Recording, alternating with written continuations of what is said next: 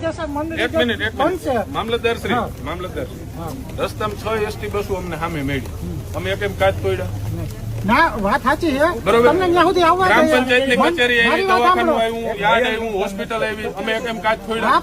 અમે હું કઈ મામલતદાર કચેરીને અને આજ તમારી હાજરીમાં હું તમને કહેવા આવ્યો છું કે 1 મહિનાની અંદર આ રોડ નહીં બને તો બાંધકામ વિભાગના અધિકારીનું હું એકલો જઈને કાળું મોટું કરી, જે પોલીસને સાંભળવું હોય સાંભળી લે, ગૃહમંત્રીને સાંભળવું હોય સાંભળી લ્યો.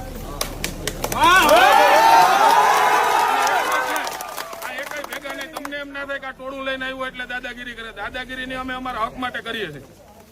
અને 1 મહિનાની અંદર આ રોડ ચાલુ ના થયો તો હું એકલો જઈને પછી મને બંધારણીય રીતે જ્યાં ફાંસી માત્ર ચડાવવું હોય ચડાવી દેજો. તમે રસ્તાની હાલત જોઈ છે. તમે મામલતદાર શ્રી તમે રાત્રિ રોકાણ ક્યારે કર્યું હતું ઈશ્વરિયામાં?